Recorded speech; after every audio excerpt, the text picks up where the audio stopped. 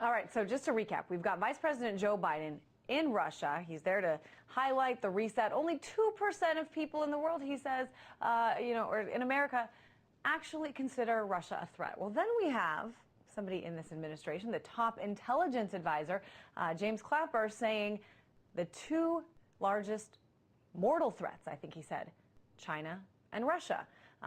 Clapper later backtracked and said he was simply talking about capability when referring to Russia and China as a mortal threat.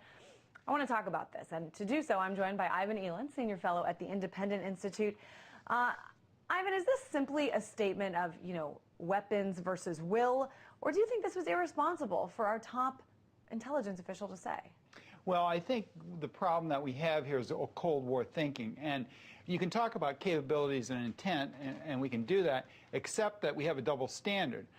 In this country, there are other nuclear powers that can hit the United States as well. Yeah, there's India, Pakistan, France, and Britain, right? And Israel. Those countries could all conceivably in some way get a weapon here. Now, North Korea can't yet. But let's just take those countries. We don't think of them. They have the capability to do it, but we don't call them mortal threats. Whereas China and Russia have the capabilities, but we call them mortal threats. And I think this is left over from the Cold War. We think that all those other countries couldn't possibly be intending any ill harm to the U.S., but Russia and China might. Well, let's talk about this. I mean, you take a guy like James Clapper, certainly older than you and I. He grew up in a generation, a time when Russia was a threat, when he was conditioned to believe that, this Red Scare, this was a dangerous place, it was a dangerous time. Do you think that this is just some mentality that's left over? Do you think he sort of speaks for a generation that is still alive and making important decisions? Yeah, I think so. It's generational. But I think there also in the foreign policy community here in the United States, there's still some residue among even younger analysts on Russia because of the Cold War, and to some extent China as well, because of the history of the Cold War.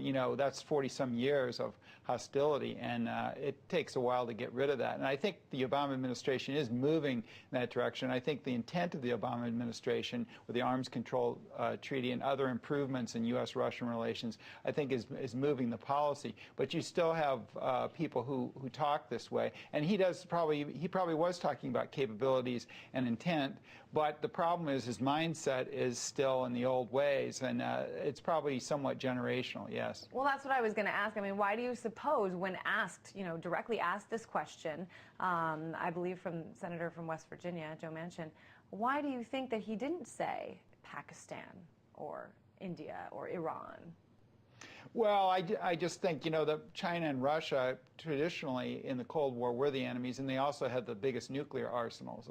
Of course, by his standard, the U.S. would be the biggest enemy of those two countries, the biggest mortal threat, as Senator Levin pointed out to him, that if you take the standard the other way, you have to deal with that. So if you're talking about capabilities, the United States has the most robust nuclear arsenal on the planet.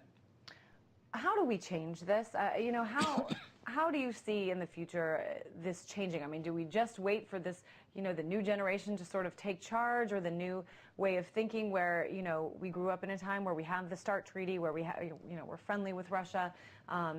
What needs to change for these statements not to be made anymore? Well, I think time will help, and I think the more we can improve relations and the more we get past the Cold War, both in time and in mentality, these people will retire and that sort of thing, and I think the situation will be improved. So I think as long as we improve relations and keep things moving in the right direction, this mentality will pass.